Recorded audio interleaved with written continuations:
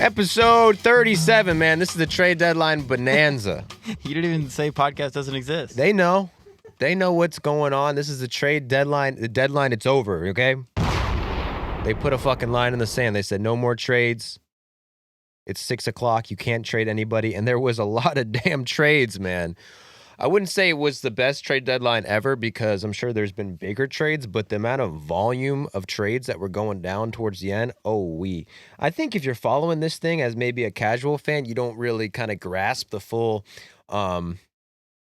intensity or the excitement of the trade deadline. Because usually, people, you like one team if you're a real fan, and they might make 2-3 trades if you're lucky, and you're not really like refreshing Twitter. I mean, me and Mitch today doing the refresh, trying to get all this shit ready for this podcast. It's like bang, bang, bang, bang, bang, bang, bang. Trades. I feel like there were 2 hours where nothing was happening, but from like the time I woke up until about 1 p.m. and then from 3 p.m. onward, it was just refresh the whole time. It's one of the most exciting days of the year, man. If you love trades, oh boy. Better than Christmas. Better than Christmas, man. So, but if you did miss a lot of it, and you weren't in the weeds like us in the trenches with our hard hats on, we got you covered because we got all of it, man. We're just gonna give you a quick rundown. I'm not sure it'll be quick because, like I said, there's 1,000 trades. But since our last episode, here's what happened. I'm just gonna go through the last 3 days of trades, rumors, reports, false trades, agents putting out feelers, agents putting out fake news, journalists being used as pawns to get a certain narrative across to make another team trade, bid more for a player and whatnot. We're going to go through that. So first of all, July 28th, that was 3 days ago, our last episode, Emmanuel Clase was probably the number one trade piece at the one of the top trade pieces at the deadline. This guy's led the league in saves 3 years in a row. Most valuable closer in baseball since 2022. He's got a 1.99 ERA. The Dodgers, Phillies, and Mets, they were in on him. Everyone was in on him. And the Twins, Clase is not the Twins. Clase is on the Guardians. Well, the Guardians have traded a few guys now. Clase was a huge piece. Turns out Clase was placed on paid leave in a sports betting investigation. So Clase off the table right there. Ruined the Guardians trade deadline possibly. He's staying in Cleveland. Let's see if he ever plays another baseball game again. All right, then there was Eugenio Suarez. That same day, July 28th, this guy, two-time All-Star, having the best year of his life, leads the league in RBIs, has 36 home runs, right behind Aaron Judge. I would say by far number one trade piece available, at least in terms of obvious trade pieces. This guy is on the market. Offensively, definitely number one trade piece available. That night, this guy gets hit in the hand, leaves the game. That's 3 days ago. So everyone in baseball world is like, oh shit, the number one trade piece can't get traded. His hand is injured. So that changes everything. All right, that night again, the Rays make the first trade of the deadline. I would say Danny Jansen goes to the Brewers from the Rays. It's a 21-year-old infielder in return.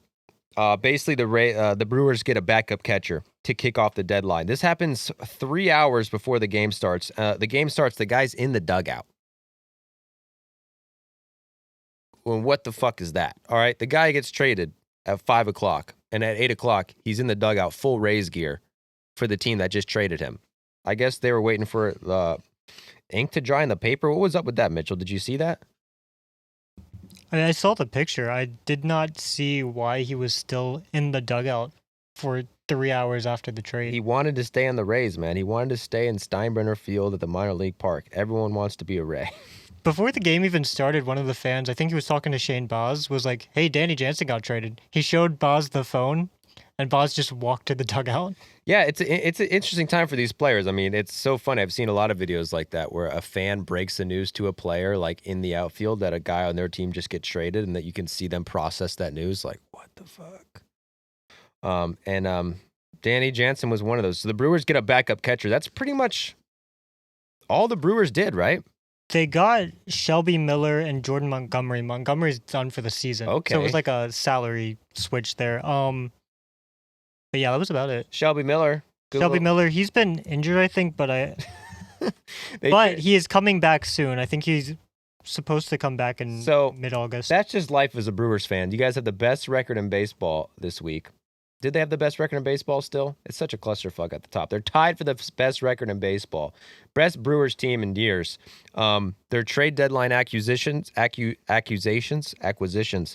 are a backup catcher and 2 injured relievers. They also one starter. An injured starter and an injured reliever. Traded Nestor Cortez. So you got rid of a starter who was injured. You got 2 more injured pitchers, and you got a backup catcher. Well, you got a backup catcher. That's good.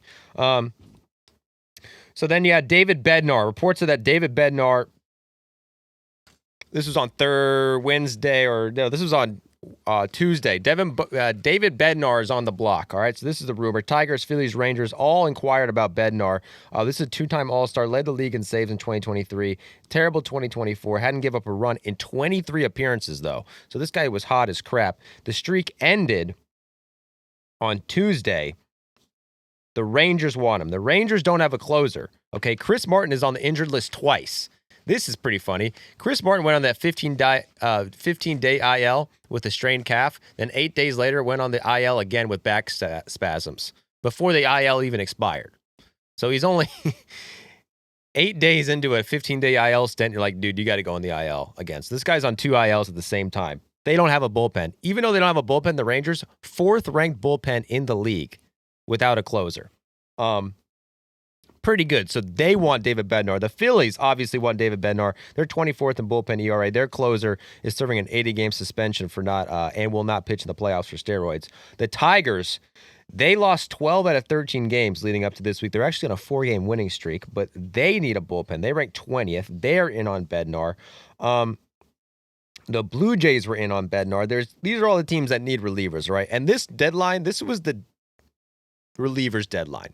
This was a closer's bonanza. It's closing time.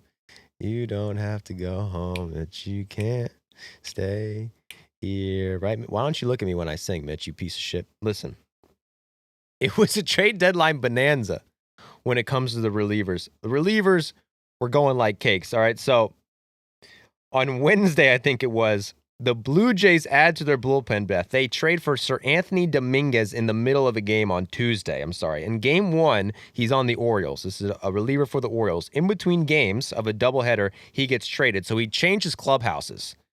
The Orioles and Blue Jays are playing each other. This guy gets traded from the Orioles to the Blue Jays, gets a new jersey, and goes to the Blue Jays in between games. A few hours later, after being on the Orioles, he pitches against the Orioles. The 8 on his jersey is upside down, Mitchell. What the fuck is going on? Probably tariffs. That's what they're going to blame it on, these Canadian fucks. No offense to Canada. I love your country, and I respect the Queen and everything. But he shuts down his former team, pitches 1 inning, strikes out 2. Faces the Orioles again the next day, strikes out 2 in 1 inning. So Sir Anthony Dominguez, great start to the Blue Jays tenure. That would not be it for the Blue Jays, but the Blue Jays did add Dominguez. Good bullpen depth piece. He's got 3.09 ERA this year. Blue Jays definitely wanted more. That's just a small piece for the Blue Jays, and they did. Yohan Duran, another closer. Closing time. He's on the trade block. Mitchell's looking at me. He gets it now. When I sing, I need an audience, right? Yohan Duran.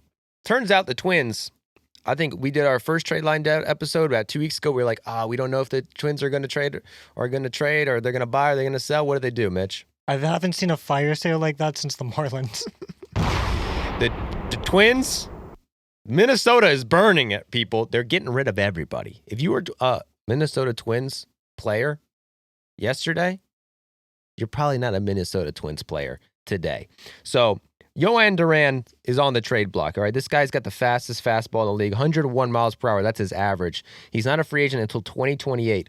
Since 2022, when he entered the league, 9th lowest ERA, 8th most valuable player in MLB, reliever in MLB. Just a few hours after the Dominguez trade, Yohan Duran on Tuesday is seen getting up and leaving the bullpen, giving hugs in the middle of a game. In the middle of the game, the closer for the team just gets up, leaves the bullpen, cameras on him. Everyone on Twitter's like, he got traded. Everyone's like, I wonder who he got traded for. A trade just went down. What's going on? Trade just went down. There was no trade. The guy just left the bullpen for no reason. We don't know what happened. but he didn't get traded.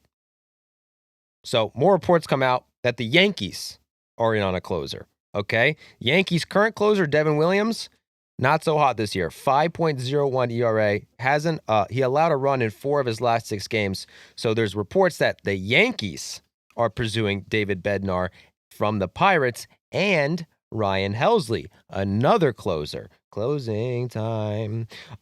Elite, right? All-star last year, led the league in saves, so it was 102 miles per hour. The Blue Jays were in on him. The Dodgers, they were in on him. The Phillies, they're in on him. The Tigers, the Mets, also in on Helsley.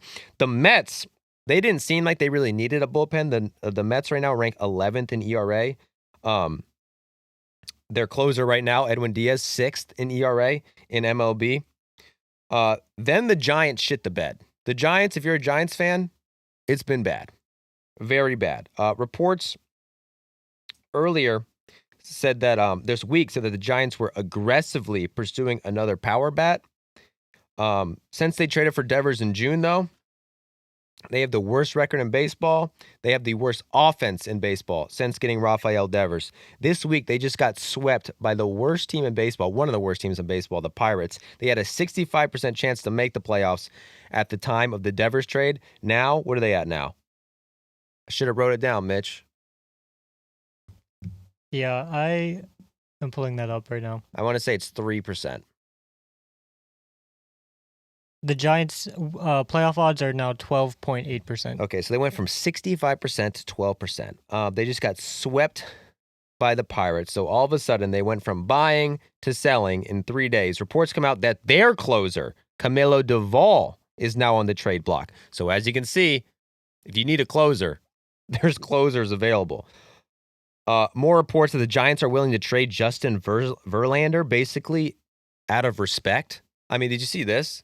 Like, the Giants were just like, yo, Verlander, if you want to leave, we'll trade you to whoever you want. Like, if you want to pitch for another team, we'll let you do it. You're 42. We respect you. You're not going to win on this team. You got a 4.5 ERA. We don't even want you, really. So if you want to go to another team, we'll trade you. Then they trade reliever Tyler Rogers to the Mets. Going back to the Mets. The Mets, like I said, they didn't seem like they needed a bullpen.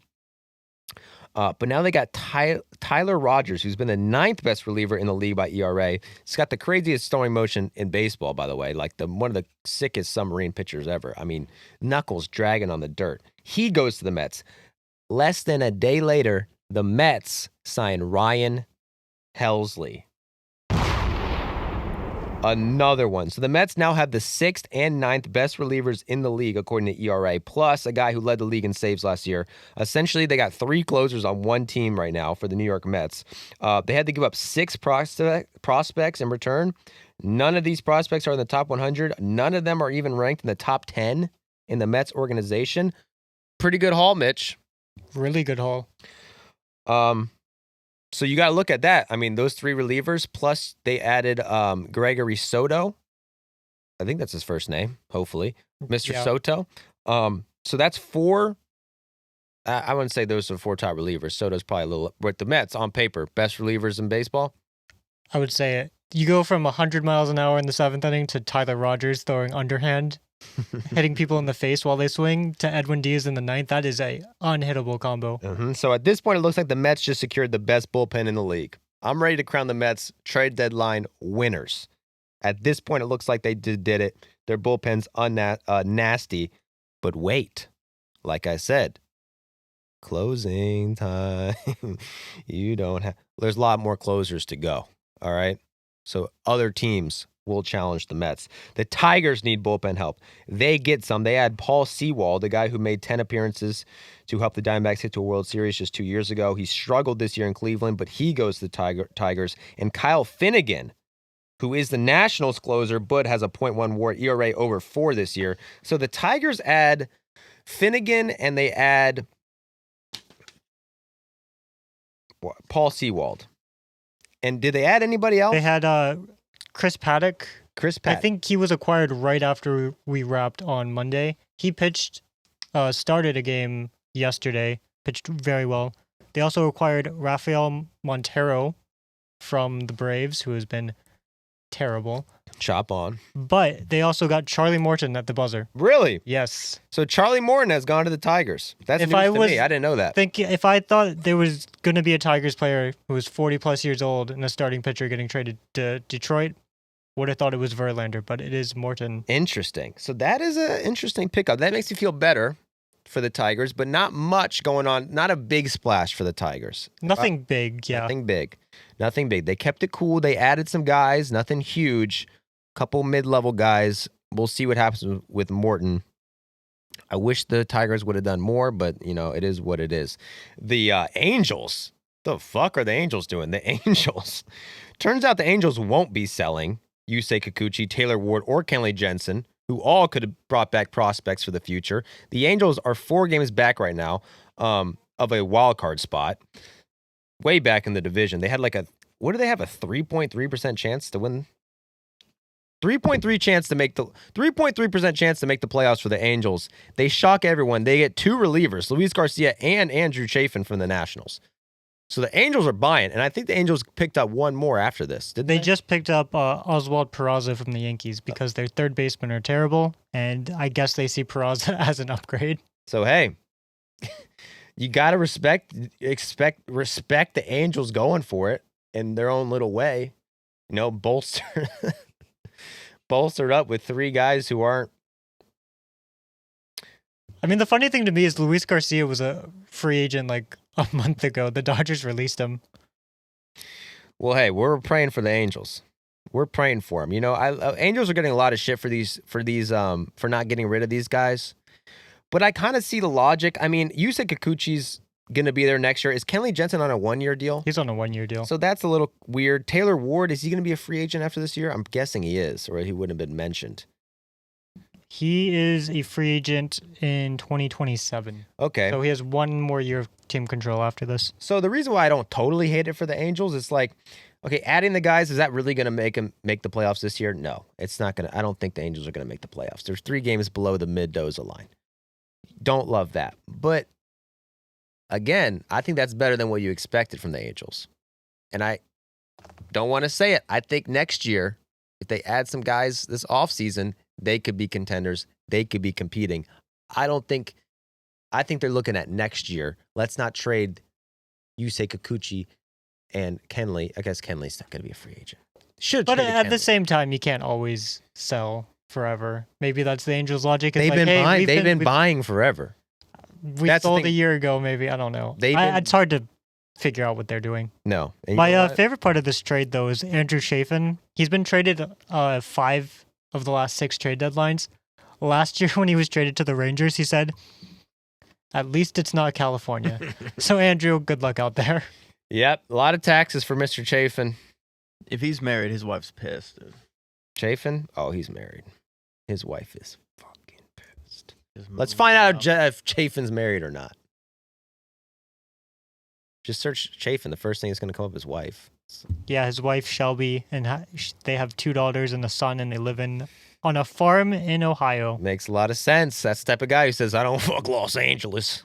I want to drink Busch Lights at my locker. Mr. Chafin, you are Los Angeles Angels. That sucks for him, actually. That sucks for Andrew Chafin, but hey, what? It could be worse. So the Angels add, and then the Yankees add. The Yankees come in. The Yankees get David Bednar from the Pirates. Now the Yankees have another closer.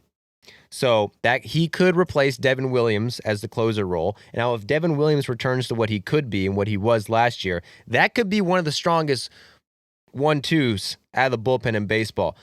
David Bednar and Devin Williams, not to mention they also added Jake Bird, a reliever who a few weeks ago had an ERA under 3, which is unheard of in Colorado. Jake Bird is going to the New York Yankees. The New York Yankees, they added a lot to that bullpen, Mitchell. No spoiler alerts, but that wouldn't be it for the Yankees. So the bullpen arms are dwindling down. We just named off like 8 fucking bullpen guys. They're dwindling down. The Dodgers still haven't done anything. The Dodgers rank 24th in bullpen ERA. They need bullpen help. They have more assets than anybody. Reports come out that they're in on Yoan Duran. Then there's another conflicting report. They are not in on Yoan Duran, and they are not in on Mason Miller. So apparently the Dodgers are out on all big-name relievers. And turns out they were out on every big-name anybody. The Dodgers really didn't do much to Dodger standards. They added one relief pitcher, Brock Stewart. This guy is pretty unknown, but he's got a 2.38 ERA, and a guy named Paul Gervasi, who only has 6 major league innings in his career. Did the Dodgers do anything else that I missed? They traded Dustin May to the Red Sox. That's interesting. So the Dodgers are sellers. See, they traded more like a team that's not sure what they're doing instead of a team that's in first place. It's interesting. You expect the Dodgers to all these big closers to go off the board at once. It really is shocking that the Dodgers didn't get any of them. The Dodgers always make big moves at the deadline, even when it looks like they don't need to. Last year they had 100 wins at the fucking All-Star break. They got Tommy Edman and probably some other guys I'm not remembering right now. A few seasons ago they got Trey Turner and Max Scherzer at the deadline. That's what the Dodgers do. This year, completely different. They also strategy. got Alex Call from the Nationals. He's been a sneaky good outfielder for, I guess, a year and a half now. In the past 2 seasons with the Nationals, he has 2.7 WAR and a 136 OPS plus. Okay, so some extra outfield depth for the Dodgers. Yeah, you swap out Outman, and you get Call. That seems like a pretty good exchange. Yep. And then, this guy that they got from the Twins, he's looking really good. Brock Stewart, who was in the Dodgers organization before, 2.38 ERA. They had a comparison between him and Mason Miller's numbers, and he pretty much outranks Mason Miller in every important category this year. And you'll see later, the team who got Mason Miller gave up a lot for Mason Miller. The Dodgers didn't have to give up much. The Phillies end up signing Yoan Duran, okay? So now the Phillies got an elite closer. That was their biggest need. They fixed that weakness. They had to give up their pitching prospect, Mick Abel. Mick Abel, a former first-round pick, but that's the last thing the Phillies need right now. They already have the best starting staff in Major League Baseball, in my opinion. This increases their chances to win the World Series. Yoan Duran in that Phillies bullpen, I like that trade. Was there anything else the Phillies did? I feel like the Phillies should have got a couple bullpen. They got Harrison Bader from the Twins during that fire. But what about bullpen pieces? That's it for them? That's all I got. That's all they got. Hey, they're competing with the Mets. I think they saw the Mets pick up those relievers and were like, fuck, we really need relievers. These teams are neck and neck right now. The Mets are a half game up on them. The Mets just secured the best bullpen in the league. The Phillies needed to do something. They got Yoan Duran, but these teams were not done yet. The Mets and Phillies both had big deadlines. Padres also weren't done. The Padres might have had the biggest deadline of the deadline. The biggest deadline of deadlines. Biggest deadline of all time. In terms of players traded, I would argue, yeah. A lot of prospects left that Padres organization. Some jokes online saying that they're canceling the minor league system in the San Diego. They have no players. No players to play. Remember when I said the Mets are the strongest bullpen in the league now? They don't? They don't. That didn't last long. The Padres made a shocking trade. They gave Mason Miller from the Athletics. This guy was an all-star last year, maybe the nastiest pitcher in baseball for much of last year. He's not a free agent until 2030.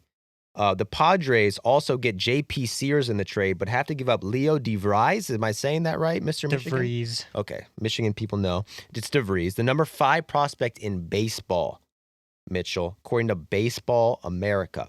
Probably the most controversial trade of the deadline, this trade right here. Yes. A lot of people didn't like this. Usually when the team gets an elite guy like Mason Miller, the instant reaction is like whoever gave up Mason Miller, everyone's going to say, how could you trade the best player? What the fuck? You kind of saw a lot of the opposite. All right, there hasn't been a top 5 prospect.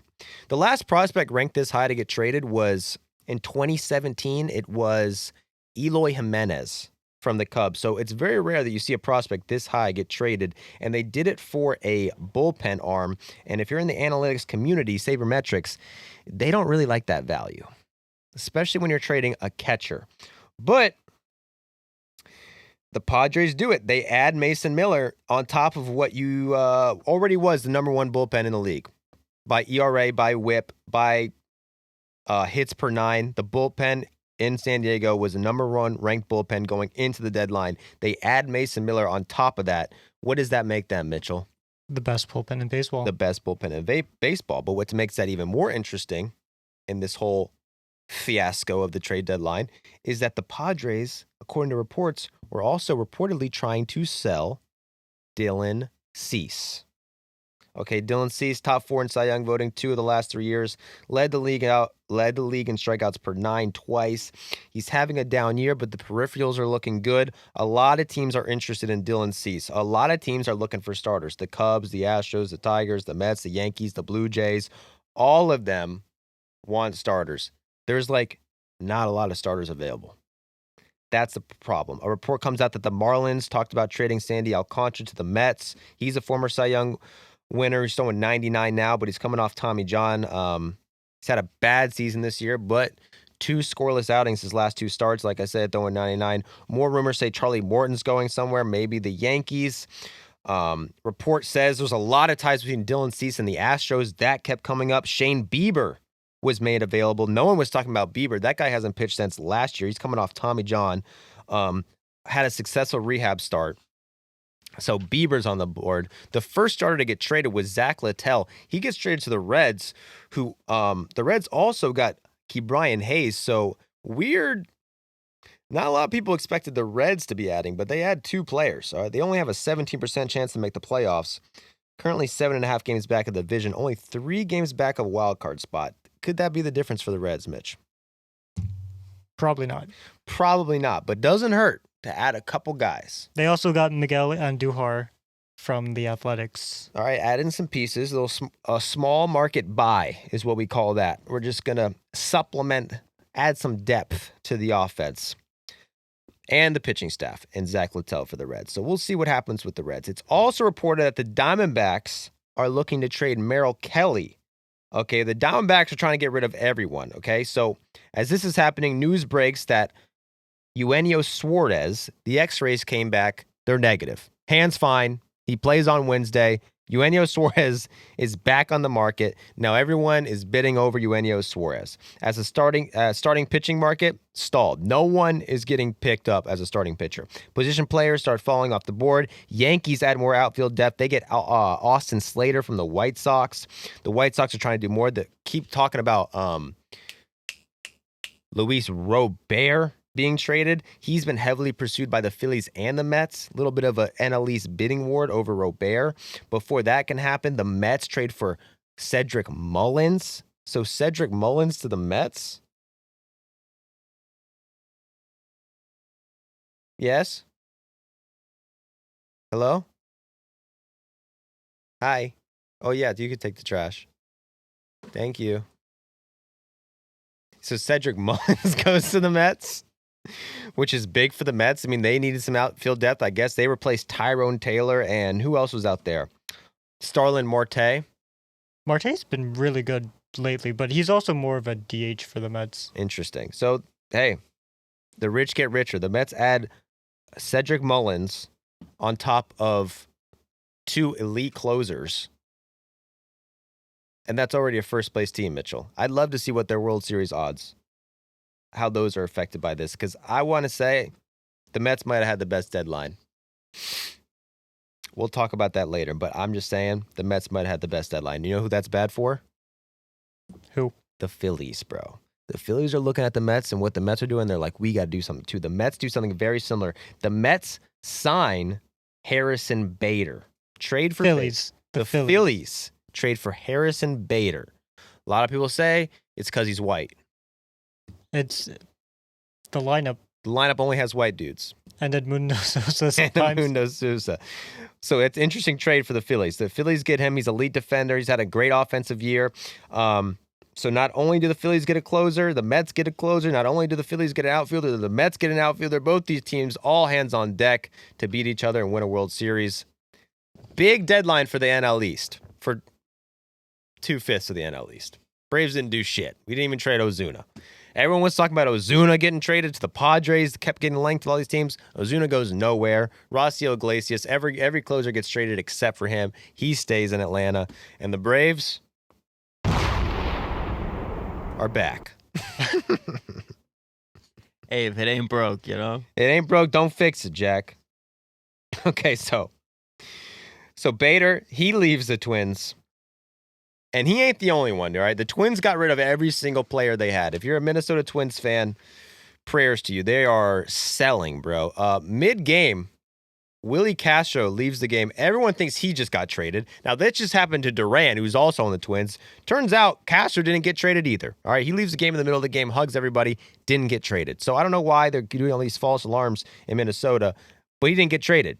Day later, he gets traded. Willie Castro going to the Cubs. I want to say that's like the only thing the Cubs did. What else did the Cubs do? So Michael Soroka from the Nationals. Interesting. I didn't see Very that. good starting pitcher for about 4 innings. Okay. Then he falls off the wagon in the 5th inning. They got Andrew Kittredge from the Orioles. He was on the IL for most of the year. I think he's only pitched like 15 innings, 20 innings, but he has a 3.45 ERA. They got Taylor Rogers, who was traded from the Reds to the Pirates in the Brian Hayes trade, and then the Pirates flipped him to the Cubs, and then they got Castro.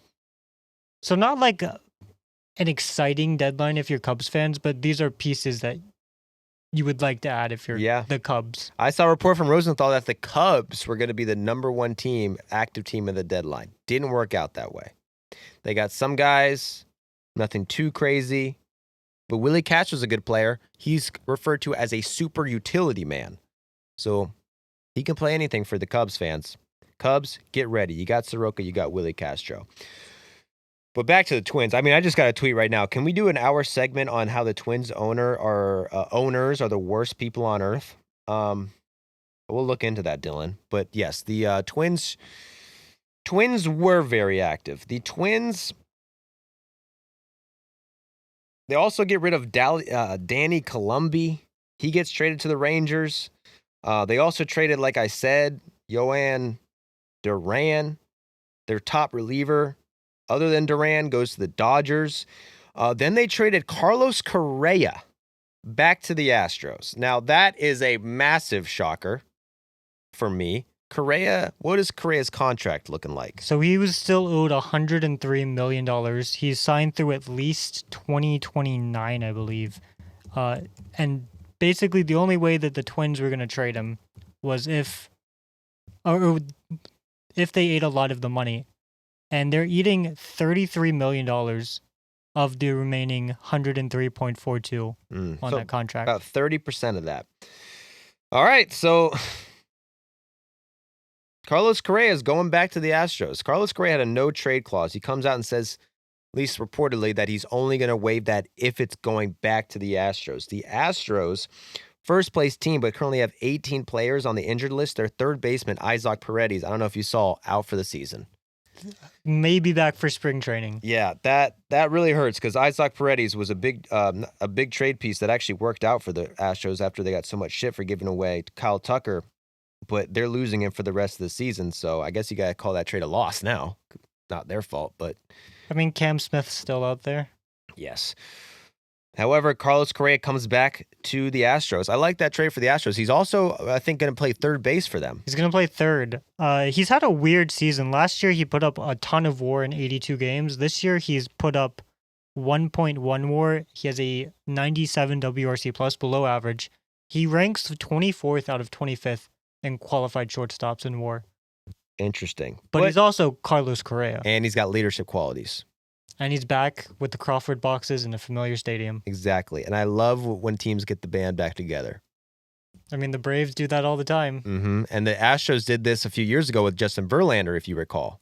He left, went to the Mets, just to come right back home to the Astros. And what happened after that? Won a World Series. Won a World Series. So watch out for the Astros. They might have 18 injured players, but they got Carlos Correa. Twins fans, you are not winning the World Series. According to one player on the Twins, he said, quote, "Now no one wants to stay. If they're selling like this, nobody wants to stay." Sorry, Twins fans, but it sucks for Twins fans. Just Baseball Media, before we get off the Twins, tweeted how many players from the 26-man roster got traded from at the deadline. Name them all. Louis Varland, Griffin Jax, Ty France, Carlos Correa, Danny Columbi, Willie Castro, Brock Stewart, John Duran, Harrison Bader, and Chris Paddock. That is 10 of the 26 people who are on the 26-man roster, as late as like 3 days ago, Jesus all Christ. traded. 10 out of 26. I don't know fractions, but that's got to be almost half, Mitch. That is almost half. That is 38% of the 26-man roster traded. Mitchell knows his fractions, man. Gotta respect it. Mariners fans, on the other hand, the Mariners. That might be my team of the deadline, Mitch. I said the Mets. I teased the Mets. But the Mariners, holy crap. The Mariners surprised many by adding Josh Naylor to the team earlier. The Mariners, top 10 offense in baseball this year. Close to a top 10 offense in baseball this year. I think they rank 11th in runs. Weren't expected to be a good offense. So earlier in the deadline, a few days ago, they add Josh Naylor to the team. That's a big acquisition, all right? But did I hear what I said about Eugenio Suarez? The number one bat available at the deadline. He's going back to the Mariners. Eugenio Suarez is a Mariner right now. They had to give up their number 9 prospect in the Mariners system to get him. However, this system has 8 prospects in the top 100, so that feels worth it if you're the Mariners. So they add Josh Naylor and Suarez.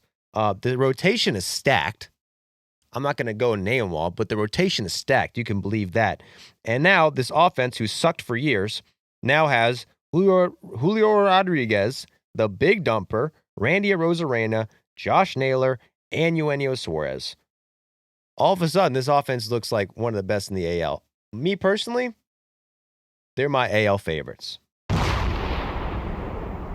I don't think that's a wild take. I think going into the playoffs, the Mariners on the sports books will probably have the second best odds to get to the World Series. Name a team who's more stacked than them. No, I like that prediction. It's a good prediction. So the Mariners, great fucking add if you're the Mariners. Speaking of adding, the Padres weren't done yet. On top of adding Mason Miller and a blockbuster, they add 2 more Orioles, Ryan O'Hearn and Ramon Laureano, 2 30-year-olds who have had amazing years for the Orioles. I think both of them are over a 130 OPS plus this year. So that's 4 major pieces for the Padres. Now everyone's looking, what are they going to do with Cease? Because they added 4 players, but now everyone thinks they're going to trade Cease. And no starters have gone yet, so now everyone's looking, what's going on with these starters? Rumors going on that the Red Sox are closing in on Joe Ryan of the Twins. This would have been the best starter trade at the deadline. Red Sox desperately need starting pitching. Even Fox Sports reported that the Red Sox traded for Joe Ryan. All day they're saying the Red Sox are going to trade Joe Ryan. Red Sox are trading Joe Ryan. Red Sox are trading Joe Ryan. Doesn't happen. It's a fake news report. Comes out. Not true. Joe Ryan stays on the Twins. The one player who doesn't get traded is Joe Ryan. He's the starting pitcher. Another report comes out that the Rangers traded Adolis Garcia. That didn't happen either. That was just a guy who got hacked, apparently. He's probably lying. Do you believe he got hacked? I don't either. This guy, who's, I guess he's a Spanish reporter, reported that Adolis Garcia got traded.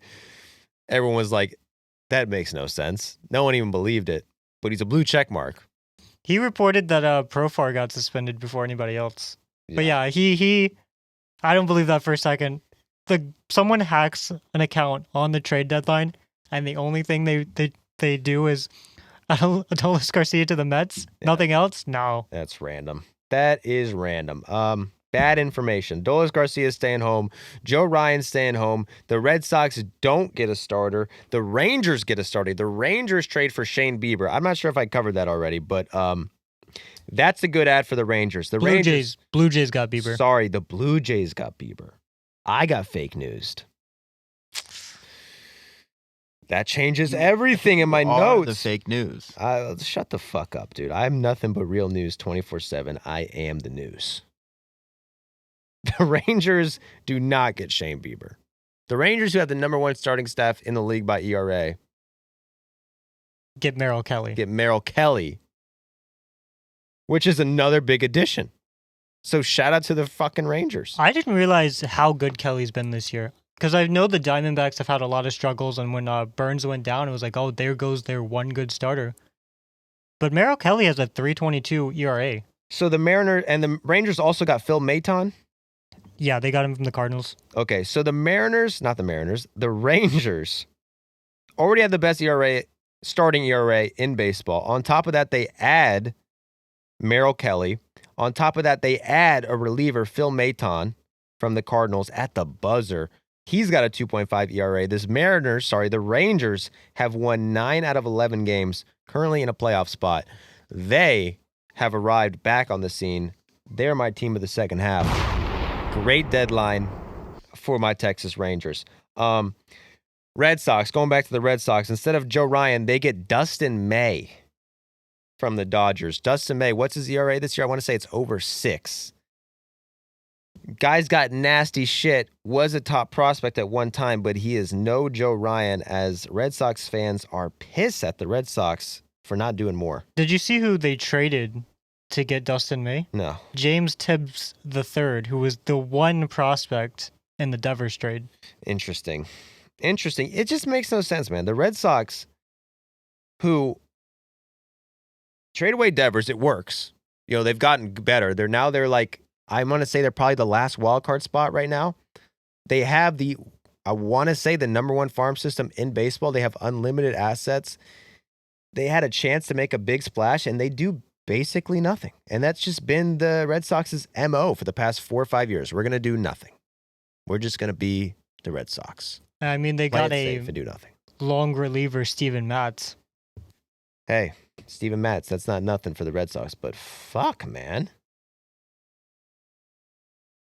Come on, Sox.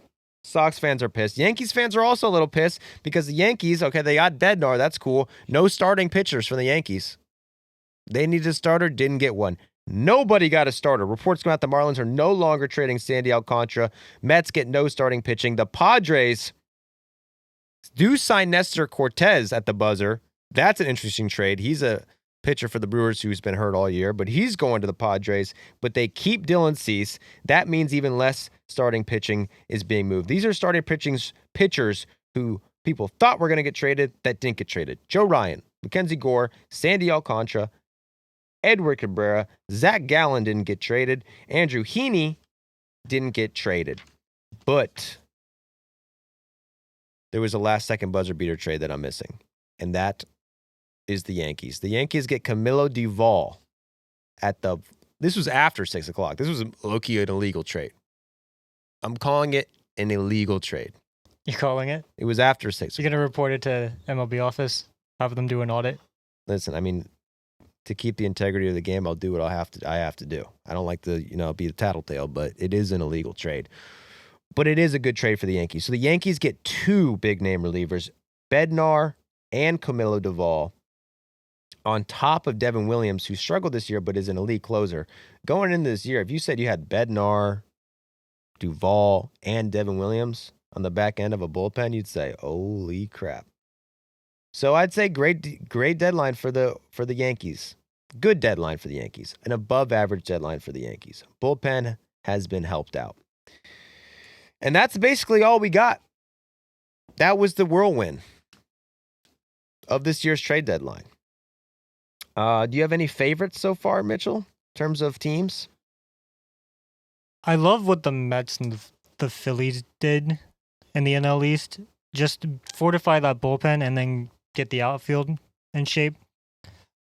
And I mean the Yankees, that back end of the bullpen. I think when you have good offenses already, you just got to make sure that you can get to the finish line.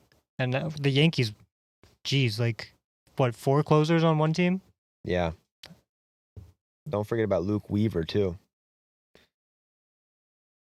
Yankees did great. Mets did great. Padres did great. And I'm just saying this who did you get? You get trades like this. You're giving away prospects. We didn't even name most of the prospects who got traded. Who knows what's going to happen? I'm not going to predict these prospects who I've never heard of, what they're going to be. Maybe you can say that about the Padres and the value that prospect was, Mr. DeVry University, the 5th prospect in baseball. You could argue you'd want more in return than a closer and Mason Miller, who, we know Mason Miller as an elite pitcher, an elite closer. He's young, but he's got a 3.5 ERA. He's regressed this year a little bit. So that was a lot to give up for Mason Miller. But for this year and next year, you're telling me that doesn't make the Padres' chances to win the World Series go up? Yeah, I mean, their bullpen's already fantastic. So you have Mason Miller now. and that's just one less weak link. I mean, Jason Adam was an all-star, and I don't even know where he is on the flow chart anymore. Yeah. It was such, I mean, this whole trade deadline was bullpen. Like every big name who got traded was a bullpen arm. The Padres right now, the Padres who are hot as crap right now, under the radar hot, they just swept the Metropolitans. What happened in that series? Gotta scroll on down. I know we're all out of sorts right here in our notes. So the first game was a back and forth game. One of the big potential trade target pieces for the Mets was Mark Vientos. He was a big hero for the team in 2024 last year. Hasn't been as good, so he was in trade conversations, hadn't hit very well, wasn't happy with his role. He comes out and hits a grand slam. The Mets take a 5-1 lead in game one, but then the Padres come back. Ronnie Mauricio hits a game-tying home run off of Robert Suarez. Then the Padres walk off Gregory Soto. Game two, Padres hammer the Mets. Juan Soto leaves with an injury. He didn't play yesterday. Juan Slow-mo. Sean Manaea has continued to be really good. He allowed 1 run in 5 innings, but then Jose Buto, who was traded the next day, allows 5 runs, and the Padres win 7-1. And then game 3, Yu Darvish, 7 scoreless innings, 7 strikeouts, don't do it. 2 hits. You could be back.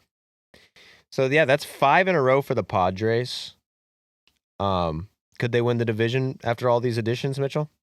If you're looking at what the Padres did and what the Dodgers did, and you're like, yeah, I'm not feeling so hot on the Dodgers. Maybe Shohei Ohtani's cramps, not actually more of a big deal than he let on.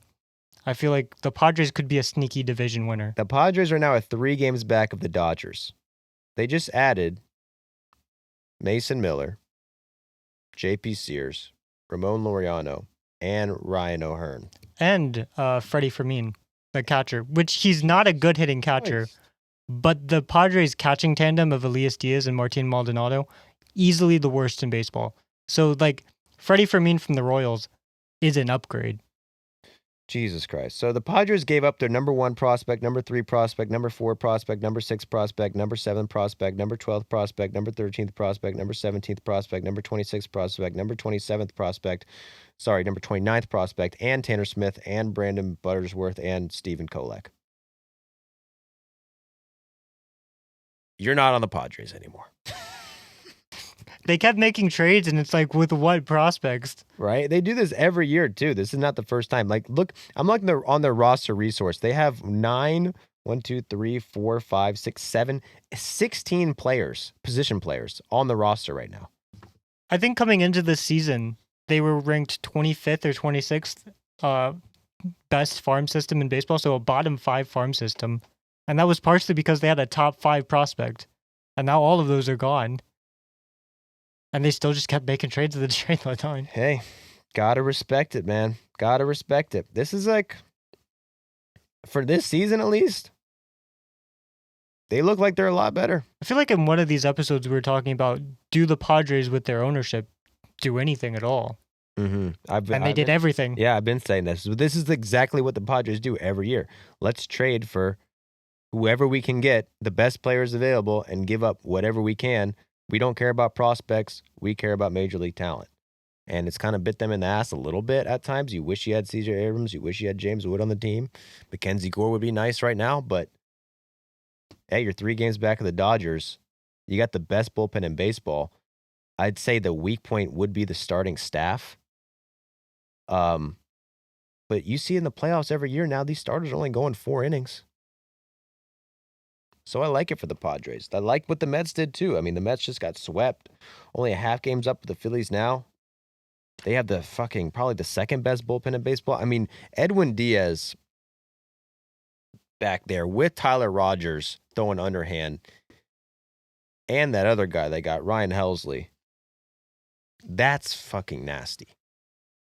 On top of that, you add the outfielder. Who else did the Mets get? The Mets? Mm-hmm. The Mets. They got Mullins.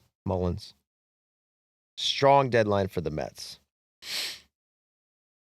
The Dodgers, on the other hand, not a lot going on for the Dodgers. Like I said earlier, that's rare. They continue to play pretty bad. I mean, Ohtani leaves his last start. He pitched, how many innings did he go? He was pitching. He was in the 4th inning. So he was building on his pitch count. He pitched well in those 4 innings. I know he left, and then one of those runs scored. So I think he gave up 2 runs in 4 innings. Had how many strikeouts? Oh, in 3 innings pitched. So 3 innings pitched, 4 strikeouts. He was still hitting like 97, 98 on his last couple of pitches that he was throwing really wide. But yeah, 4 Ks, 2 walks, 2 runs allowed.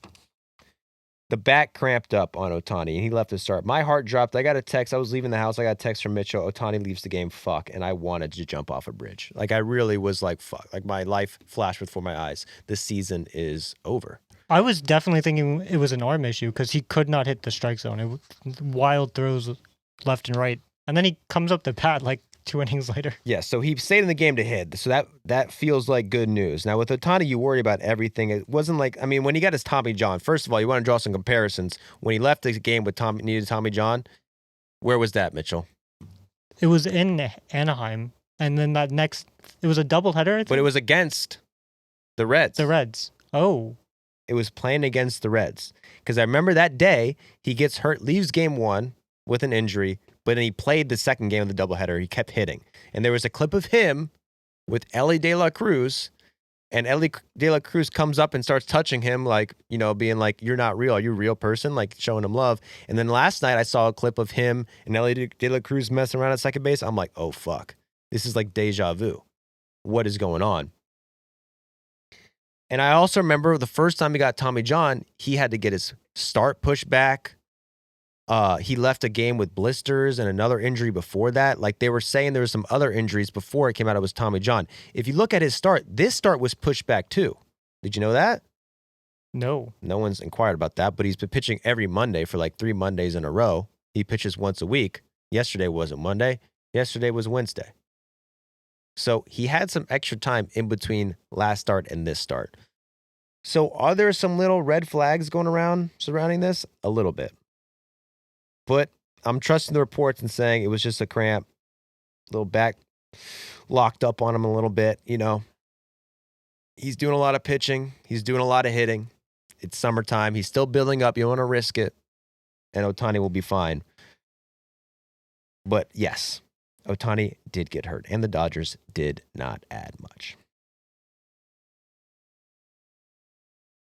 Do you think they missed their opportunity? I feel like the Dodgers are looking at it. They got Blake Snell coming back, I think, this week. They got Glasnow back a week ago.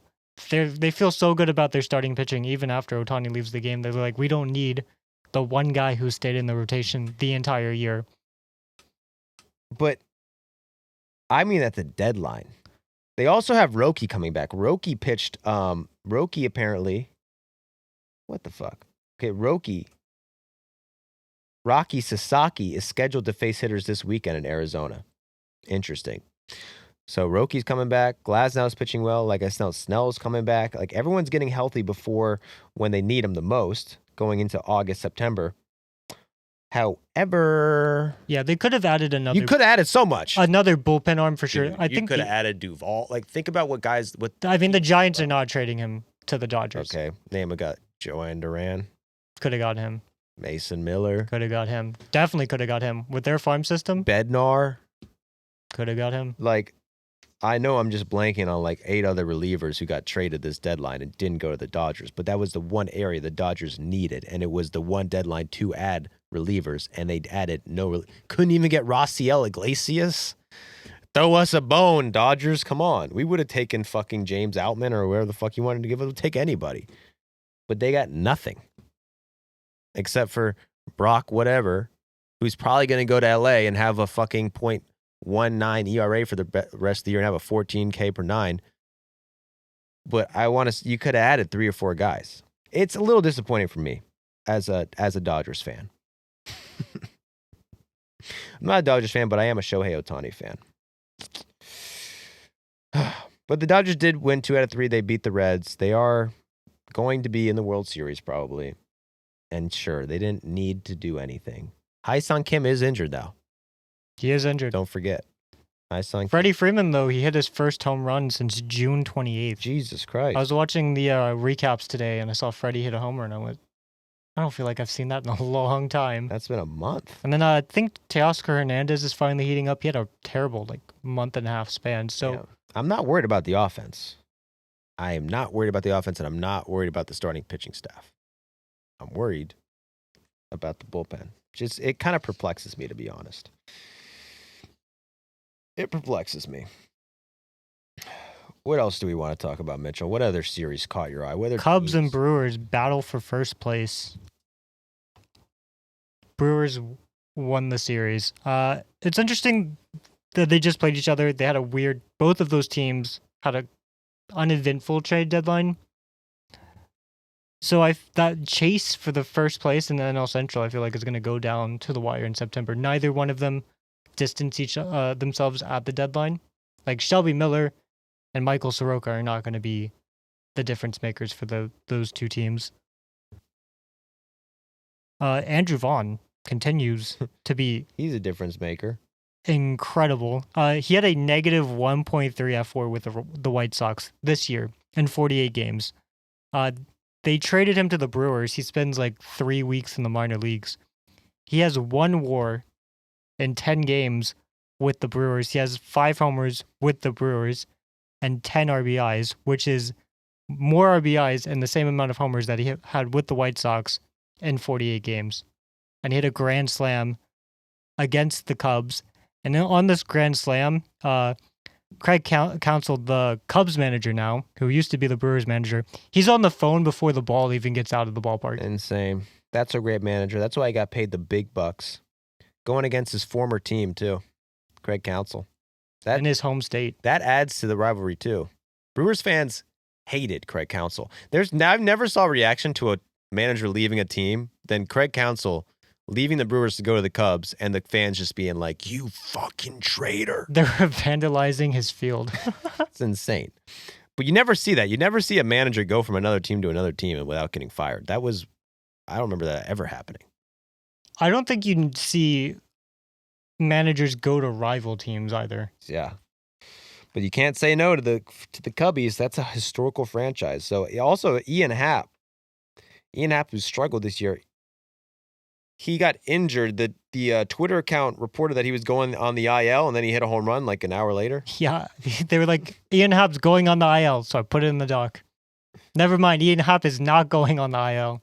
And then, I missed the home run. But Freddie Peralta, who's been the Brewers' best starter, the Brewers had a chance to go for the sweep. He allowed 5 runs. William Contreras hit his first homer since June 14th. He had a 2-homer game, so that was a plus for the Brewers. Well, glad they got for the Cubs. That's why they got Danny Jansen. Now they got a backup catcher, less pressure on William Contreras. Now the Brewers can cook even more. It was either the last year or the year before where Contreras played 145, 150 games. He was nonstop in the lineup. I think having a better backup catcher is going to help take off that workload for Contreras. Mm-hmm. All right, let's head over to the AL East, man. One of probably the most interesting division in the league. The Blue Jays. Correct me if I'm wrong. The team got fucking swept by the Orioles. Almost. They got lucky. It was a 4-gamer. They lost 3 out of 4 to the Orioles. They got fucking smacked this week. So on Sunday, they lose 10-4. I forgot who they played. Who they play before the Orioles? The Tigers? The Tigers. They lost 10-4 to the Tigers. Then on Monday, they lose 11-4 to the Orioles. Then on Tuesday, they lose 16-4 to the Orioles. And they play again on Tuesday, they lose 3-2 to the Orioles. So they get outscored 10 plus 11, 21, plus 26, plus, that is 21, plus 16 is 37, plus 3 is 30. They give up 30 runs in 4 games, and they only scored 14 runs. They got outscored 30-14 in 4 games? Yeah, you don't know math. It's good to me. No, in my portion, I have the Blue Jays lose the first 3 games by a combined score of 30-10. You're right. But that the Monday through 37. Tuesday is 30. 40. They lost 14-40. They got outscored 40-14, bro. This is the best team in baseball record-wise going into this weekend. And they got smacked by the Orioles. You don't like to see that if you're a Blue Jays fan. And even game 4 in the series, it was a 9-8 shootout that they held on and won. Yeah, they tried to blow it. They went big against the Orioles, went out big, but the Orioles couldn't be signed. The Orioles were trying to convince the ownership to add more, which they didn't do. Do you have a list of Orioles players who got traded? Because it was almost everybody. I don't have a list. I mean, Morton Urias, who hit 2 home runs in the series, he got shipped off to Houston before Houston realized they could get Correa. And then Kittredge, he was their big signing after they couldn't get Hoffman, remember? Yeah, no, I don't remember. So they tried to sign Jeff Hoffman. Yeah. That physical failed, and they went, no, we can just spend that money on Andrew Kittredge. And Mullins, O'Hearn, Laureano. They almost traded as many players as the Twins. Yep, Sir Anthony Dominguez. Soto. Yep. Not a complete rebuild for the Orioles. They kept like the core players. But everyone who was going to be a free agent next year, you're gone. But at least they can say they took 3 out of 4 against the division champs. The division champs at the moment. That might change.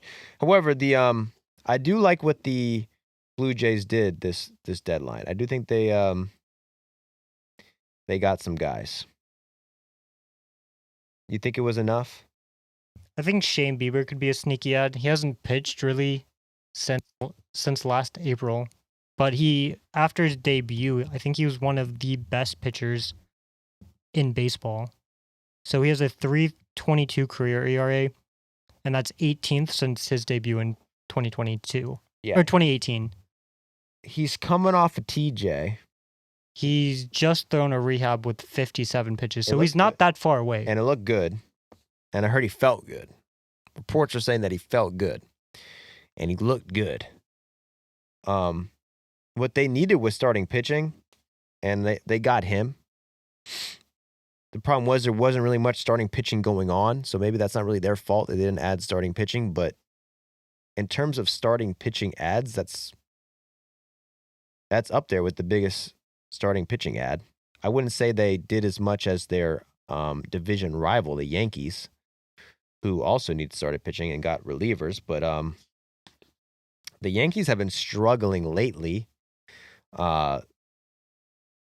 Every time I look at the Yankees on Twitter, their fans are trying to kill the manager and kill the GM and kill the shortstop especially. This guy, give me a rundown on the Anthony Volpe errors. He does not stop making errors. In the last 10 days, 11 days, he has 5 errors. And I couldn't find a site that I could filter by errors over a time span, but he leads Major League Baseball for the season with 16 errors.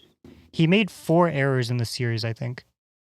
But he also hit 5 home runs in the last 10 days. He's hot as fuck at the plate. I think last night he kind of ruined the game with an error and then saved the game with a home run to send it into extras. He might not have ruined the game with that error. But the Yankees blew a lead against the Rays. And we're about to lose the game, and then he hits a home run in the bottom of the ninth to tie the game, and they end up winning in extras. So it's not all bad for him, but he's getting booed so loud, and I respect the boos, and I love when players get booed, as if it's I like it, but it's definitely fucking with him. You don't make 16 errors coming off a Gold Glove as one of the best defensive shortstops in baseball, and then come out the next year and just suck ass automatically. It's definitely a mental thing. Yeah, it makes no sense, too, to me that his defense just fell off for no reason. Because the bat's coming back, but the glove is gone. The glove is going to be fine. I hate to be fucking Daniel Boone over here, but I think the defense, I trust Anthony Volpe. I mean, everyone in the Yankees wants this guy thrown into the fucking Bronx Zoo and eaten by tigers. I think Anthony Volpe's going to be fine. The problem is that he's never really been a good hitter. He's always been a defensive shortstop. I say like he's been around for 10 years. He's been around, this is his third season. He's 24 years old. Defense has always been his strong point. Gold Glove his rookie year. Last year, I want to say his defensive metrics were probably really, really good. Off right? the charts. Off the charts. So you don't just wake up one day and suck dick at fielding like that. Unless you have some injuries going on and you lose your range or whatever, but he's making errors. So I mean, you're playing shortstop, right? Yeah, I'm playing shortstop, yeah. If your left shoulder is bothering you, is that going to hurt your throws to first base? No. It wouldn't affect me. Then there's got to be something else, right? I think it's mental. I mean, it's definitely mental. As a shortstop is shortstop. Errors, a lot of times, can be mental. You're in your head, your skull's coming to you, you're thinking, don't fuck this up, and then you fuck it up. Don't throw it in the dirt. Don't throw it in the dirt, you throw it in the dirt. And the whole crowd's booing you. I know, tough love, East Coast. I love the East. We're East Coast guys. We fucking talk shit, but maybe a standing ovation. I would hate to see that too, though. That's not very neat. I like the boos, but I know it's hurting the player. Keep doing it. I like it, but it is making Anthony Volpe worse. I will say that. But Yankees, they beat the Rays. They beat the Rays again today, right? Do they win? Yeah, they won 7-4 today. Was that a 4-game series? It was a 4-game series, and the Yankees won 3 out of 4. Yep. So Yankees, who were coming in the series struggling, they get hot. They get not I didn't say they get hot, but take 3 out of 4 against one of the division rivals, the Rays, who Rays a weird trade deadline too, which is not weird for the Rays because it was the most Rays deadline ever. They trade Danny Jansen. They trade Jose Caballero, their infielder. He goes to New York. The Yankees. The Yankees also added Ahmed Rosario, and they added another guy. They added Austin Slater. Yes, but Rosario's an infielder, and Caballero's an infielder. They're trying to shore up that defense as much as they can with some depth pieces. The Rays traded for some random guy. Who did they trade? So they traded out Jansen. Yes. And then they acquired Nick Fortes, who's a catcher from the Marlins. So they basically were like, we don't like our backup catcher. We'll trade him to the Brewers, and then we'll get another backup catcher from the Marlins. They were the team that got Griffin Jacks from the Twins. Yes, Griffin Jack. That's been crazy. A very good reliever. And they traded Taj Bradley. They traded Taj Bradley? They traded Bradley. Yeah, so very Rays. Where, they trade some guys away. They act like they're kind of selling. They're not really competing. And then they trade for Griffin Jacks, who was one of the top relievers available. You would have thought a contender would have got him. You would have thought the Dodgers would have put their balls on the table and sent a better prospect package, but it was the Rays who did it. They also got Adrian Hauser from the White Sox. Yeah. So they like these guys. They're under team control. They got some weird pitch that they think they can utilize and whatever. I'm going to give the Rays a C+ this deadline. They're the only team with a grade? Mm-hmm. C+ for the Rays. Got rid of some guys, kept some guys. I love the Hauser trade. Who was your trade to be? I already asked you that. Let's move on to another series. What other team made a massive splash and how are they playing this year? Let's cover the Fightin' Phils. The Fightin' Phils out of the NL East, my division. Who do the Phillies play this week? They played the White Sox. Okay, so maybe let's talk about that. They lost the series to the White Sox. Interesting. So Jesus Luzardo, they've been talking about moving him to the bullpen. Through May 5th, he had a 2.15 ERA. He had the second best WAR in baseball behind Skubal. Since May 26th, or I guess this through May 25. Since May 26th, he's the worst qualified ERA in baseball. I don't hate it. He has a .9 WAR, but he threw 7 scoreless against the White Sox. That is the one game they won. They lost game 1. Luis Robert homered. Christopher Sanchez allowed 4 runs, and then in game 3, the bullpen allowed 6 runs, and they allowed 7 runs in the 7th. That's another guy. That's another guy who didn't go. Luis Robert. He stays on the White Sox. He's probably pissed, but I have a feeling that he started to play better because he was like, I got to audition for these good teams, so they take me away from Chicago. And the White Sox saw that and went, hey, maybe he's getting better. We should keep him. Backfired, yeah. So he stays in the White Sox. I do not hate Luis Luzardo going to the bullpen. That's kind of what the Phillies need, bullpen arms, still, even with Duran on the team. They got enough starting pitchers, and Taijuan Walker's pitched very good this year. He had another good start in Game 3. He went 5 innings, allowed 2 runs. But it was the bullpen that kind of blew it for Philadelphia. And Aaron Nola, who's been on the IL, he struggled all year, but he's coming back off the IL. He's going to be in the starting staff. So someone's got to go to the bullpen. It's either Taijuan Walker or Jesus Luzardo. And the way Walker's been pitching and the way Luzardo's been pitching, yeah, it does make sense. It would make a lot of sense.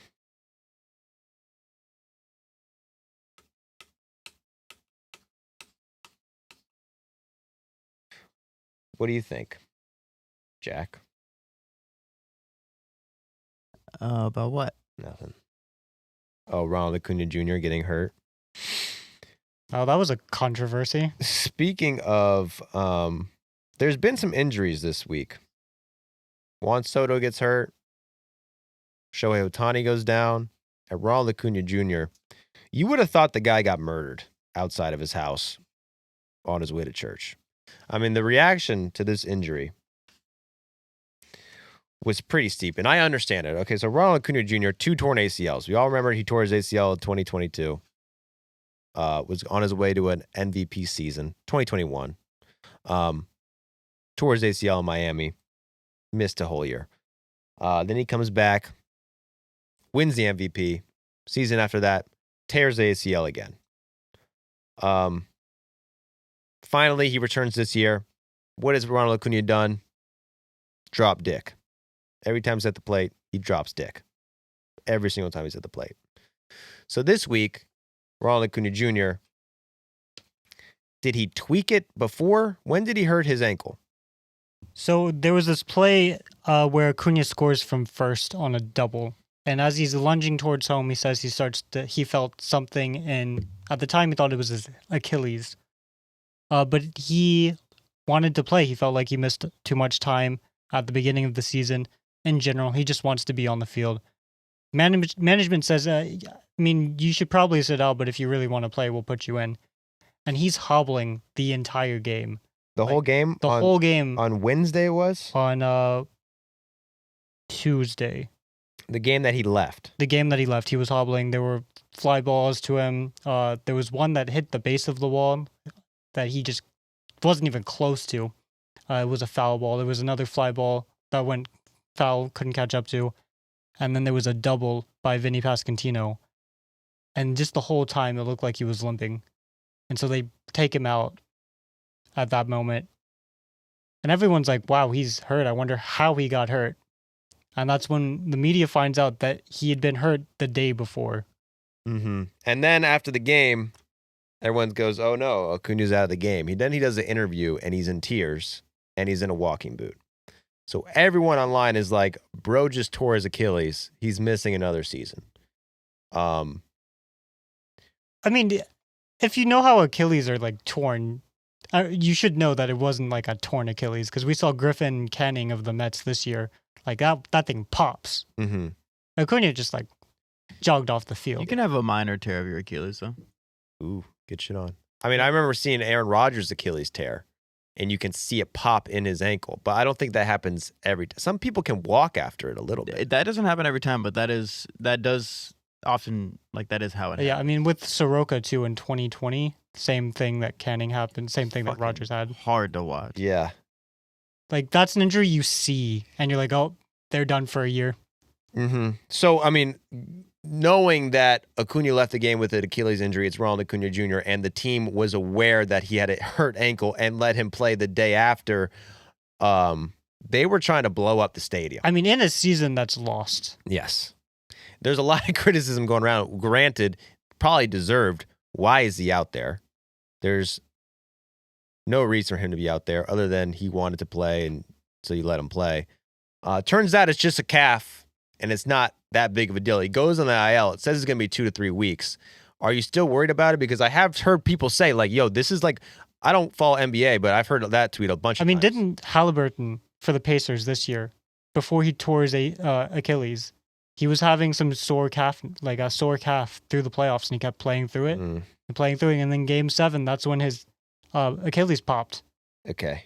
So I think the frustration is not like, oh, well, the injury isn't as bad as it could have been. It's like, what happens if you continue to press on an injury, and like, why didn't Acuña just sit on the bench and not risk further injury? He should have sat on the bench. Thank God it's not a torn Achilles. Thank God he'll be back in 3 weeks. Maybe not. Maybe they'll rest him. But like, I mean, if you're Brian Snitker waiting for that MRI to come back, oh my God. It is also the second injury of the year where Braves fans see something happen and they're like, what is going on? And then management takes action. Earlier this year in May, AJ Smith-Shawver blew out his arm towards UCL. And on the Phillies broadcast, they were like, oh man, he just got hurt. And then 5 pitches later, Spencer Strider's seen in the bullpen telling like Snitker and Kranitz, the manager and the pitching coach, hey, this guy's hurt. You should probably take him out. And now he's done for the year. He got Tommy John. So I think that's also part of the frustration is the Braves training staff and coaching just are not aware of injuries to players who are important to the team. It feels like they're sleeping in the dugout. And maybe they are. Maybe they are. Maybe they're not. But at least Acuña didn't tear his fucking Achilles. Good news is that Ozzie Albies is 1 for 2 with an RBI as the Braves trail 3-1 to the Reds. Carlos Carrasco's pitching for the Braves today. Let's go. Cookie. 3 innings pitched, 3 hits, 3 runs, 1 walk, 1 strikeout. So not a great Braves debut. Better than... Wait, but Eric Fetty had a great game yesterday. Was it Fetty or who was the other guy? Joey Wentz. Joey Wentz. Great game yesterday. Did lose 1-0.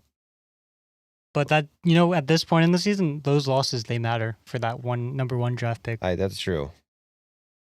I mean, if we do, I'd be excited for a number 1 draft pick. I do like that.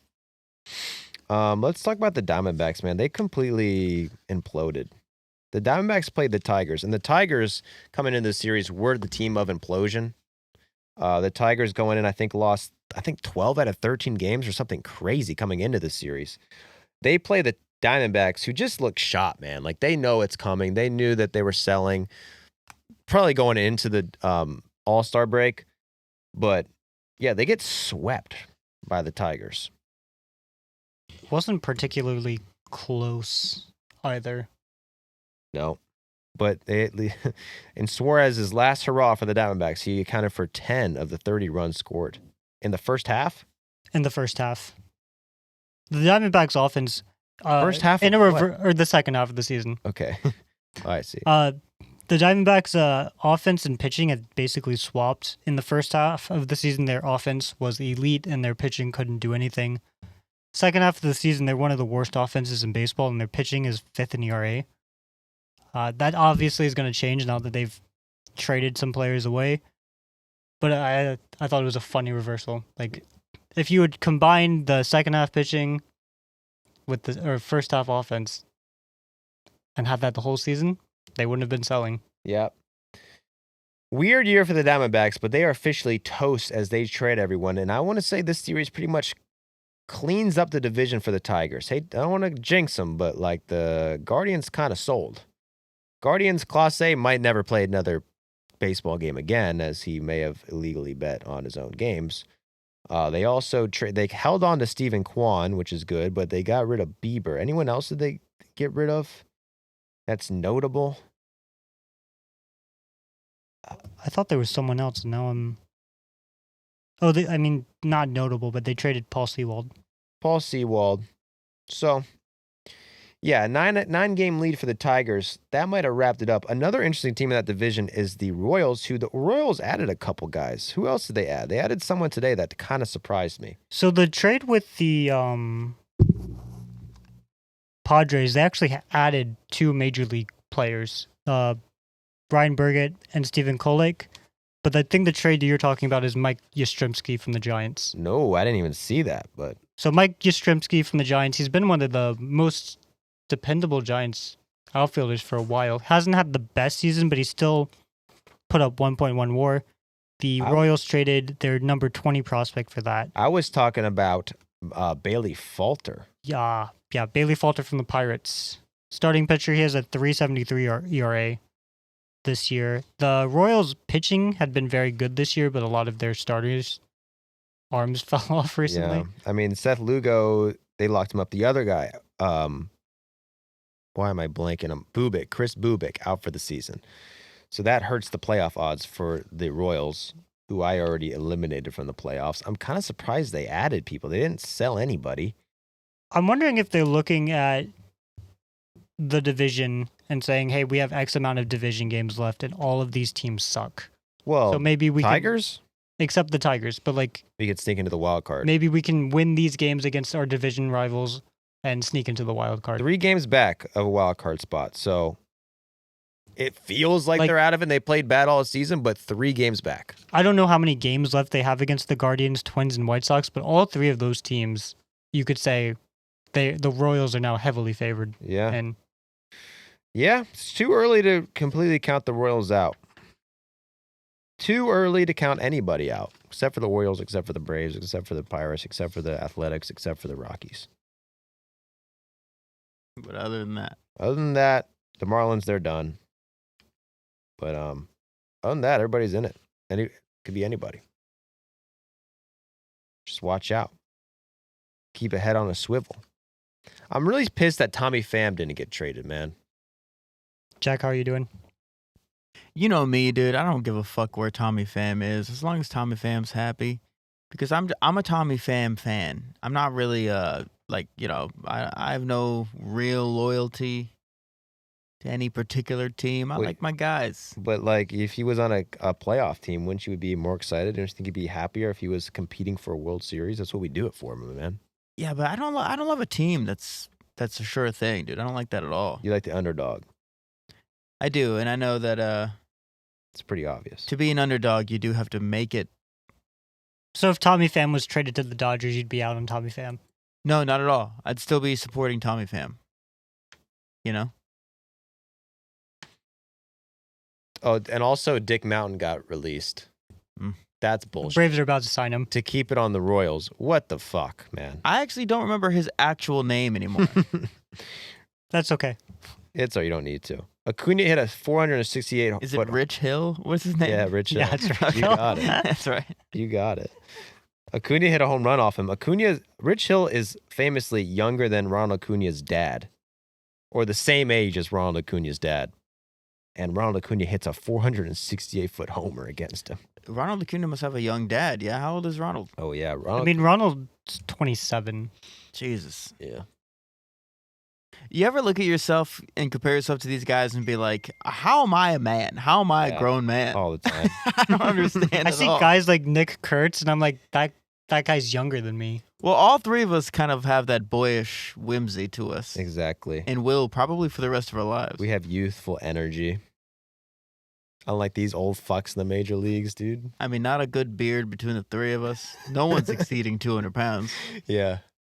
Really. We're a bunch of twinks in here. It's pretty fire. Being an MLB is whack. I wouldn't even want to do that shit. No, it's not for me. Probably boring. Any other series we want to cover? I mean, it was all about the All-Star break. The Astros versus the Nationals. The Astros got right against the Nationals, huh? Yeah. They lost the first game of that series, but the second game and the third game, I don't think were particularly close. Mackenzie Gore gave up 6 runs in the third game. Framber Valdez, the one game that the Astros lost, struck out 12. Interesting. Yeah, the Astros are an interesting team, man, because first place all year, you love them, but 18 guys on the IL. Like, you really do wonder, like, can they withstand all this? It's a lot of injuries. I like that they made some additions today. Just cover the Astros additions. I know they got Correa. I love that trade. Kind of just more for the optics and like the leadership quality of Correa. He hasn't been great. He's got plantar fasciitis or whatever the fuck. Very injury-prone guy. They also added Jesus Sanchez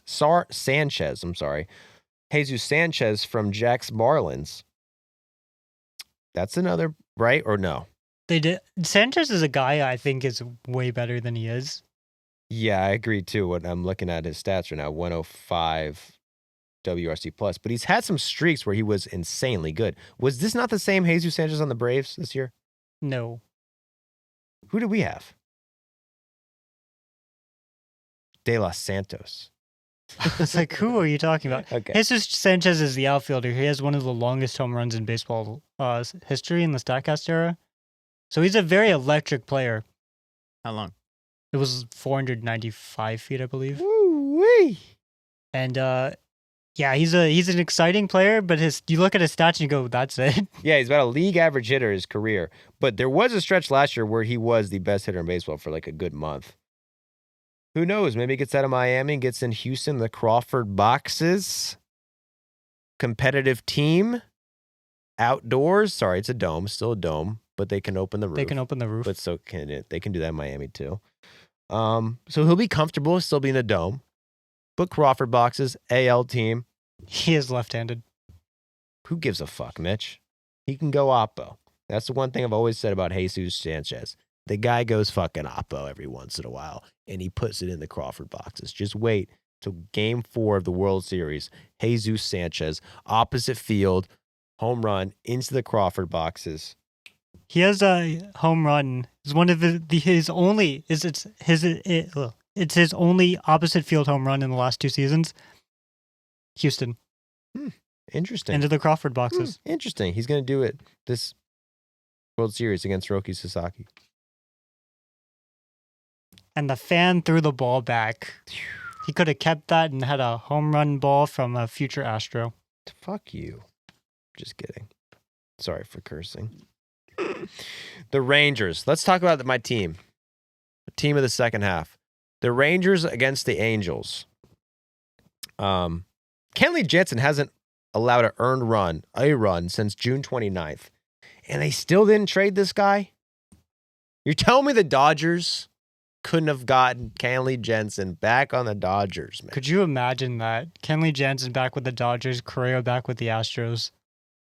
2017 World Series. Dude, I just like feel like, did MLB write the Dodgers a letter? It just feels like the Dodgers could have won the World Series today. Do you think owners, they're like, hey, we really want a salary cap. Could you just like not do any more? No, like that's probably the best for the owners if they go crazy and they make the league unfair. Put pressure on the players. Like if the Dodgers got Bednar, Camilo Doval, and Duran all today, people will want to cancel the season. And I honestly think they had the capability to do that. I really don't. I can't understand why they didn't. Yeah, I know why. Why? Dodgers, they're thinking about next trade deadline. They're thinking about Paul Skeens. It all makes sense now, bro. I fucking always figure it out. Obviously, the Dodgers are fucking leaving chips. Dude, this is what they did the trade deadline before Ohtani was a free agent. They didn't trade for anybody. Everyone was like, what's going on with the Dodgers? Not making any big splashes. And I was telling everyone, I was like, yeah, they're waiting for Ohtani. And people were like, oh, yeah, maybe. A year later, they forgot I said it, but that's what happened. They got Ohtani. There's actually probably some validity, could be some validity in that because I think the Dodgers are a big brain organization. That goes without saying. Like, I think they probably project Skeens like a year in advance. Like, there was already talks about Skeens getting traded in the first month of the season. Next year, if they're as bad as they are this year, there's going to be twice as much of that. I do think that their farm system is deep enough, though, that they could have parted ways with their 15th best prospect, got like Jansen, and still had enough to afford Skeens. I'm going to go hot take. The Dodgers won the trade deadline. They're saving the bullets in the chamber, waiting for Skeens next year. Because this year will be next year. Skeens is going into arbitration after next year, probably. Unless he got the Super 2, right? He could have got the Super 2. With winning the Rookie of the Year, he got that automatic year of service time. So next year, is he still on a rookie deal? Or is this his last year on a rookie deal? So is arbitration eligible in 2027? Okay, so they're not going to want to pay that shit. Trade him to the Dodgers. Yeah, that's obvious. Okay, well, I figured it out. Back to the Rangers and the Angels. The Rangers, hottest team in the league. Love the Rangers right now. I love what they did this deadline. If we want to go over it again, we can. I mean, I've talked about it before. But they add Merrill Kelly, one of the few teams to get a starter.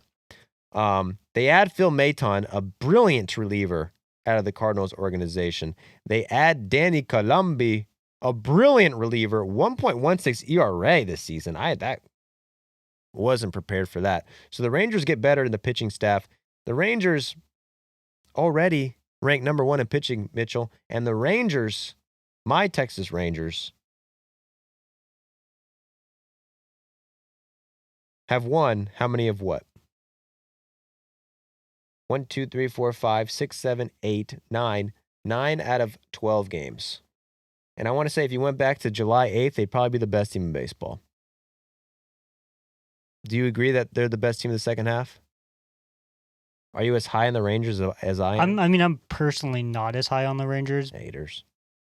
But you did do this exercise last episode, and they were the best team in baseball since June 8 or July 8. Well, right now they're second. Hate to be a broken record, but they are not first. They are second behind the Brewers right now since July 8th. They did lose this series. It was kind of a weird series. DeGrom allowed 5 runs for the second time in his last 18 starts, or like more than 2 runs for the second time in his last 18 starts. Patrick Corbin had a 3-run, 5-inning outing, but the Angels still won. And then Nate Eovaldi pitched a 7-inning, 1-run outing. He ended the month with a .059 ERA. Your boy Jay Hay said that is the 3rd lowest July ERA in the wild card era, and the Rangers did avoid a sweep. Yeah, that's just more of the. That's just what the Angels do. They lose a couple games, they get to 500, then they lose before getting to 500, and they're like 5 games under 500, and then they have a great series against. They win enough games right before the trade deadline, so management goes, actually, we are buyers. Yeah, and then they fail the rest of the way. Shout out to the Angels. And shout out to my Rangers. Okay, Pirates, Giants. Giants got swept by the Pirates. This was a sad series. Sad turn of events for the Giants. Unfortunately for the San Francisco Giants, that is all she wrote. That switched up so fast, bro. Like, the Giants, I mean, until we want to look at the playoff odds for the Giants, probably pretty crazy. But the Giants, like 3 days ago, there was reports saying that they were trying to add a bat. And then 3 days later, after losing 3 straight to the Pirates, it was the complete opposite. They trade their closer away. Who else did they trade? They trade their other best reliever, Tyler Rogers, away. They try everything they can to give Verlander away, just out of courtesy. And, yeah. After adding Rafael Devers to the team, worst record in baseball, worst offense in baseball. What's wrong with them, Mitchell? Can't hit. Jung Ho Lee fell off. Hate to say it. Hot start to the season, he fell off. What are we going to do, Giants fans? What are we going to do? You can't get swept to the Pirates. Did Skeens pitch against them? I don't think so. Skeens didn't even pitch. Burrows, Falter, and Keller. Yeah, if you got swept by the Pirates and you didn't even pitch. Devers goes 0 for 10 with 5 Ks in the series. Matt Chapman goes 1 for 12. Jung Hoo Lee 1 for 10. Golly. Whew. Sucks to suck. But you know what? It gets better. You could be the A's. I mean, the A's, I'd rather be the A's, honestly. Yeah. I'd rather be the A's because, I mean, yeah, the A's aren't making the playoffs, either the Giants, but the A's definitely are making the playoffs. But the A's, they got another prospect. This was the most A's trade of all time, giving out Mason Miller for a new prospect, and I do like it for the A's. Like, Mason Miller is great and all, and I like the trade for the Padres as well. For this season, it makes them better. I like a team that wants to win now. But if you're the A's, you can't operate as a team who wants to win now because the A's, spoiler alert, aren't winning now. The A's are losing now. However, in the future, they got a top 5 prospect. And if you add that to the other guys the A's have, I mean, where do you fall in this trade? Being a little quiet over It's there. like the one trade with the A's where you're like, yeah, that was a pretty good trade for the A's. What do you Like mean? most of the time, A's make, what do you mean? The fucking Moneyball team doesn't make good trades? in the last couple of years, I mean, I think of the trades that they made with the Braves, where Langoliers, sure he's turned out, but the Matt Olson trade, I don't think there's anyone left in the organization anymore. That's true. But with Mason Miller, I was kind of surprised they traded him, but then you look at the return, you're like, that's actually a pretty solid return. It's hard to be mad at when you get one of the best prospects in baseball, and then 3 additional prospects. Yeah, I mean, I didn't even look at who else they got, and I wouldn't even make a difference because I don't know who they are either. But when you got the number 5 prospect in baseball on your squad, I mean, that was the best prospect traded at the deadline by far. Mason Miller is electric, and Mason Miller is signed until 2030, but he's also a closer, so that limits his value right there. And he hasn't been as lights out as he was last year, and you can't extrapolate. I mean, he's throwing 104, but if you're the A's, you think he throws 104. 104 is an arm injury, like big risk. We're getting this position player prospect, the 3rd best prospect in baseball, as well as this team's organization. He's a catcher, right? No, he's a shortstop. Okay, so I said he was a catcher earlier, but that was wrong. I don't know why. There are other big prospects. Salas is a catcher. Okay. DeVries is a shortstop. He's just started playing professional baseball, I think, this year. And then the other prospects that they got were the Padres number 3, the Padres number 13, and the Padres number 17. The Padres do have a weaker system, but you did just get 4 of their top 17 prospects. I like the trade for both teams, to be honest with you. I mean, I hate to say it. I think the fucking Las Vegas A's might be the best team in baseball, bro. I mean, Nick Kurtz has been the best player in baseball. He's a 22-year-old rookie. Shea Langoliers, whatever, he's about to get replaced by the number 5 prospect in baseball. Maybe you trade Bangaliers. Jacob Wilson, all-star this year. Fucking amazing. He's on the IL right now, but 23-year-old rookie, all-star. Could be rookie of the year. Then you got Soderstrom, 23 years old, was the best hitter in baseball for the first month. He's kind of gone back to average level. But then Lawrence Butler and Brent Rooker as well. Like, all those guys other than Brent Rooker are under 25. All of them have been or are right now amazing. And Brent Rooker is locked up. Yeah. Yeah. So, I know it's fun to shit on the A's. It's almost like, yeah. I think the organization might be cursed, though. That's the only problem with them. Why is Jack not being traded? I tried to trade Mitchell, not Jack. Way more value for Mitchell. Because you could sell high. You're not going to sell high on Jack? I love how I just diss both of you. Just like, yeah, I didn't want to trade you, Jack. I want to trade Mitchell. Because, Jack, you suck so much, anyone wouldn't even pay for you, bro. That's the thing. I'm a prospect, dude. You got to invest in me. All right. Who did you try to trade me to, John Boy or Barstool? One could argue, though, if you had a player on a team who, if you got rid of, the team would literally cease to exist. Jack Schwartz? I mean, even if we replaced you tomorrow, we'd still have a podcast. Now, it wouldn't be anything special. Don't get me wrong, we'd be in a rebuilding year. But I think, like, if we got rid of Mitch, it's like, I mean, people would probably still listen. Of course, you'd have some Mitch heads being like, where's I think the Mitch heads are far fewer than the Jack heads. The jack off? The jack offs. Jack. I love seeing the comments like, jack off here. Jack off. Well, we can get a fight in the comments between the Mitch heads and the jack offs. I know where Ungzuna stands on that battle. But you think I couldn't figure out how to fucking record on a podcast? Quality would suck, but I could set up the fucking camera. Pew, pew. You know what I'm saying? I got my camera right here. That's from home. So I got that up. No jack in here. Yeah, I think you'd be. Yeah, I think you'd be shocked by if I left, how much equipment would be coming with me. I think you'd be like, oh, No, fuck. we just lock him out. Yeah, I'll turn my webcam on. There you go. Turn my webcam on. I'll say, "What's up, guys?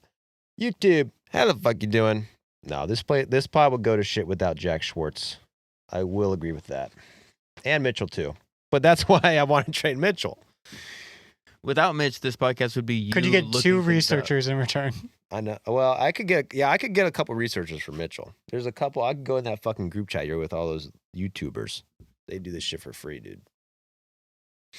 I have those little YouTubers. I'll tell them, I'll give you the algorithm secret if you just come in and put some comments in the document for me. Just write down the some researcher notes. lab. Yep, researcher university. But then you're getting gutted every trade. Listen, we gotta sell high.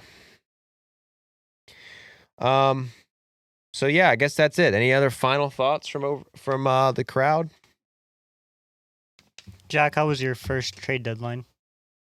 I was like listening in and stuff today. I don't know who a lot of the players are. I was also shocked that Tommy Pham didn't go anywhere. I was hoping for something really juicy though. I feel like there was nothing that really fucking blew me as a casual out of the water, you know? Yeah.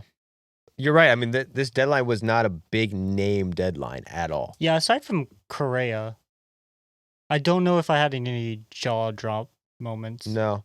I guess Mason Miller was pretty big. Duran was pretty big. But it was closing time. I feel like the biggest trade of the season so far has been Devers. Definitely. Oh, yeah, for sure. Definitely Devers. Biggest trade of the deadline. What didn't happen at the deadline? Interesting news.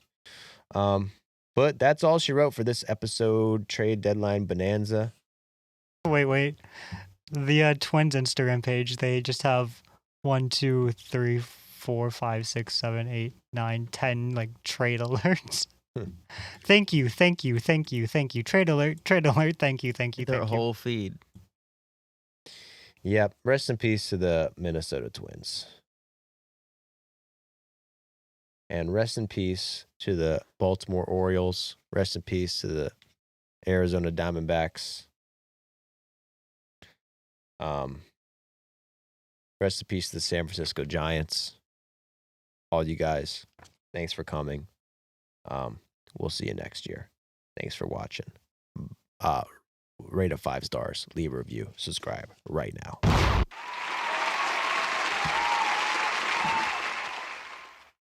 Bing bang.